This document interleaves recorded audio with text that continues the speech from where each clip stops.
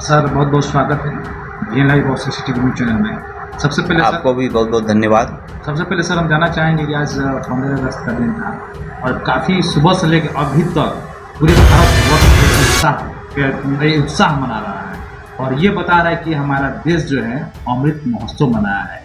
तो क्या सब कुछ कहना चाहिएगा इस पर? सबसे पहले मैं वीएन न्यूज़ और सीसीटीवी न्यूज़ को स्वतंत्रता दिवस की हार्दिक शुभकामना देता हूं।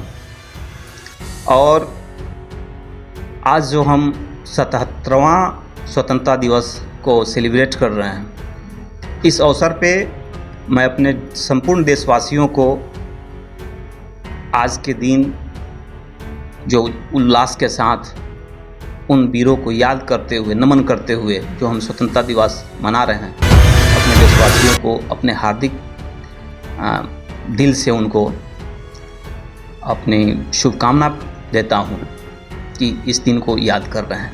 सर आज 77वां जो स्वतंत्रता दिवस को आप किस रूप में देख रहे हैं? जैसे अपने पुराने जो हमारे फ्रीडम फाइटर थे उनके याद में आज पता है, लेकिन आज का जो दृश्य है, वर्तमान में आप एक शिक्षक हैं, निर्माता है, समाज निर्माता के रूप में आपको जाता है, तो आपका दृष्टिकोण क्या है इस स्वतंत्रता दिवस के अवसर पर?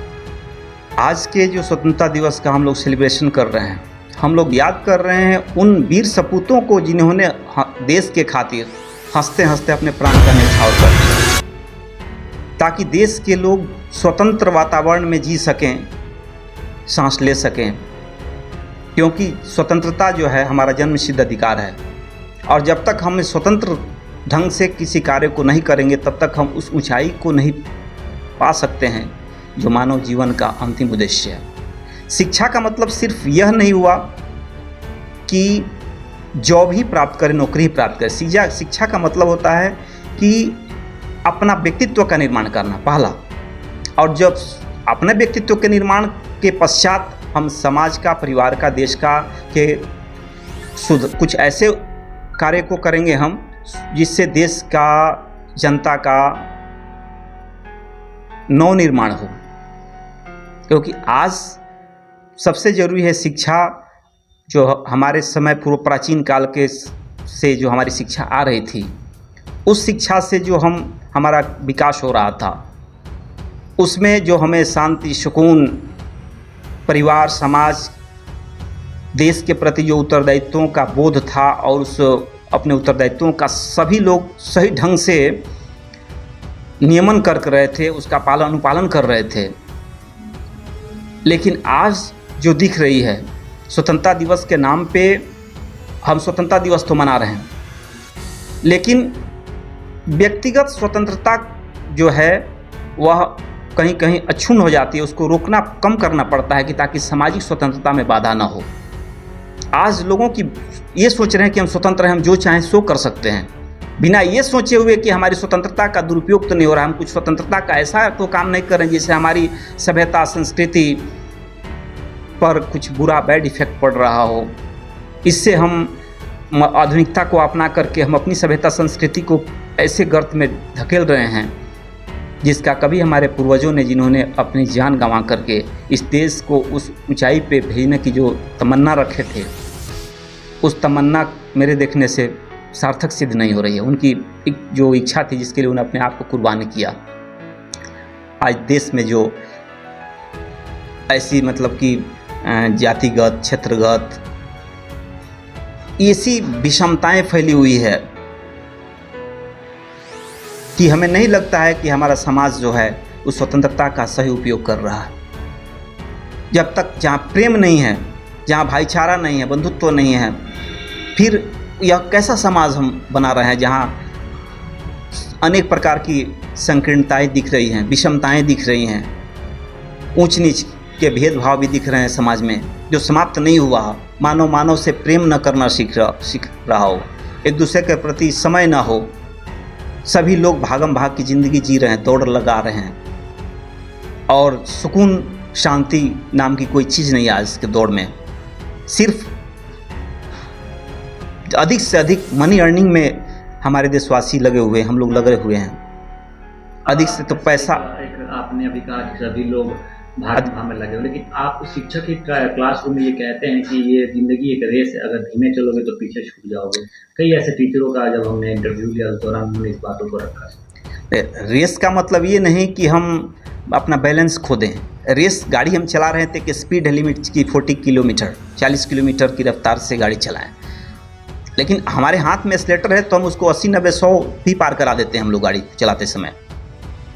तो रेस का मतलब ये हुआ कि एक रेस को इस एवरेज से रखा जाए कि हमारा चेस जो है लाइफ का सही ढंग से बनता रहे, उसमें विजेता बनते रहें हम, उसमें हम आगे निकलते रहें और सही सिस्टम बैलेंस बना के चलते रहें, इस अंधी रेस में नहीं।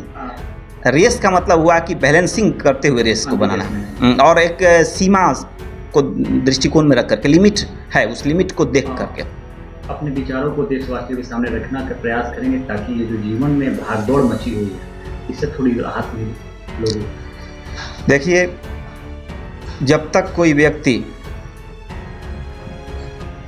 अपने टाइम टेबल को एक निश्चित ढर्रे पर नहीं लाएगा, अपने टाइम टेबल को ऐसे नहीं बांधेगा जिसमें उसको लिए अपने लिए भी समय निकालना है, उस 24 घंटे का टाइम का मैनेजमेंट इस ढंग से वो करे कि जिसमें वो अपने लिए भी समय निकाले, जिससे कि वह फिट रहे। पहले कुछ योग, ध्यान, प्राणायाम, ये सारी चीज़ें करें, कुछ पढ़ाई भी करें।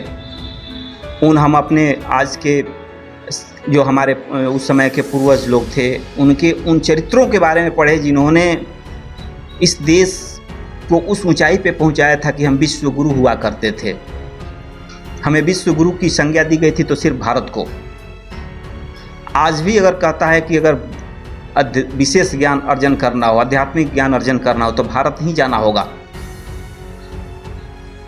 ये ईश्वर की प्यारी भूमि है जहाँ पे ईश्वर ने 18 बार इनकारनेशन, अनेकों बार इनकारनेशन हुआ है, अवतार हुआ है, और वो मनुष्य के रूप में आकर के और समाज को नई दिशा और दशा दी है।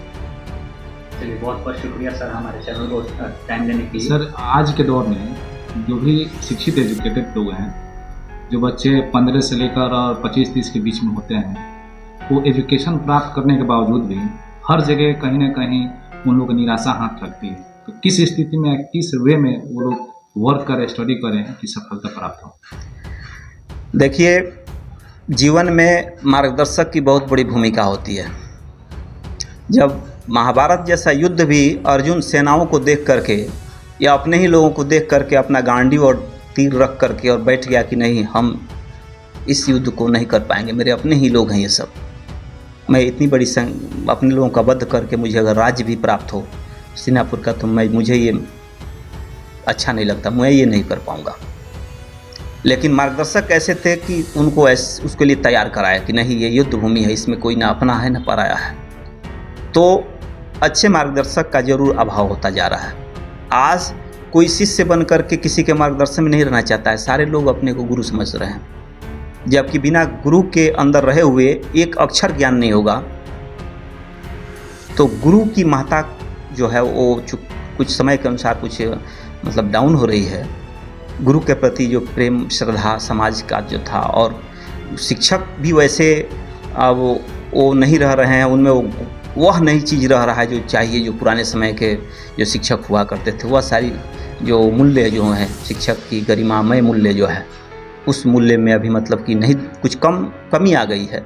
ऐसा जो तो दोनों तरफ कुछ कमी है। अगर इस कमी को हम सभी शिक्षकगण भी रियलाइज करें और विद्यार्थी भी रियलाइज करें और समाज भी रियलाइज करे कि नहीं, पहले हम शिक्षकों को सम्मान दें, तो शिक्षक भी सम्मान का भूखा सब होता है। सर, विकास दिव्य कीर्ति सर इस बात पे फोकस किए हैं कि अगर इतिहास मैनकाइंड ऐसे कुछ करके बुक का नाम दिए थे, अगर पढ़ा जाए तो बहुत कुछ ऐसे कन्फ्यूजिंग ख़त्म हो जाएगी, कंक्लूजन निकल के आएगा, ही पता चल जाएगा कि हमारा एबिलिटी क्या है और किस दिशा में हम कार्य कर सकते हैं, सफलता प्राप्त कर सकते हैं। तो आप एक हमारे ज़िले के काफ़ी एक्टिव और इंटेलेक्चुअल पर्सनालिटी या टीचर हैं, तो कोई एक ऐसा आप बुक सजेशन हम बता देते कि ताकि वो लोग पढ़ें फ्री टाइम में तो उसको कुछ शांति प्राप्त, कुछ ज्ञान मिले। देखिए, केवल बुक से ही शांति प्राप्त कर लेना होता तो बड़े बड़े लाइब्रेरी खुले हुए हैं संसार में। अपने जिले से लेकर के राज्य से लेकर के देश और विश्व में बड़ी बड़ी लाइब्रेरियां हैं। अगर केवल किताबों को पढ़ लेने से सारे ज्ञान प्राप्त हो जाए, सारी शांति प्राप्त हो जाती है, तो किसी योग्य गुरु के पास जाना नहीं होता, कोई किसी मार्गदर्शक की जरूरत नहीं पड़ती। किसी भी चीज़ की प्राप्ति हेतु मार्गदर्शक की जरूरत पड़ती है। असली शांति किसी किताब से आप नहीं प्राप्त कर सकते हैं, बल्कि वैसे शांतचित्त व्यक्तित्व से मिलने के बाद ही आप उस शांति का अनुभव कर सकते हैं। जैसे किताब से पढ़ करके हम किसी स्वाद का आनंद नहीं उठा सकते हैं, जब तक कि कोई उस वस्तु को अपनी जीवा पर रख करके उसका आनंद नहीं उठाएंगे, तब तक उसकी वस्तु स्थिति का सही पता नहीं चल पाएगा। इसलिए सबके गर्त में एक ही चीज़ है कि आप योग्य गुरु के संपर्क में रहें, अच्छे गाइड बनाए लाइफ में, और उसको अपना गाइड मान करके और उसके बताए रास्ते पे आप गमन करें। सफलता तो इंतज़ार कर रही है। बहुत सारे लोग तो 2 कदम सफलता के 2 कदम पहले लौट आते हैं, ना उनमें साहस होता है, वो अपना बल बुद्धि लगा करके वहाँ पहुँचे होते हैं। लेकिन मार्गदर्शक सही रहेगा तब बार बार कहेगा नहीं बस मंजिल एकदम करीब है, मिलना ही है तुम्हें, तय है ये।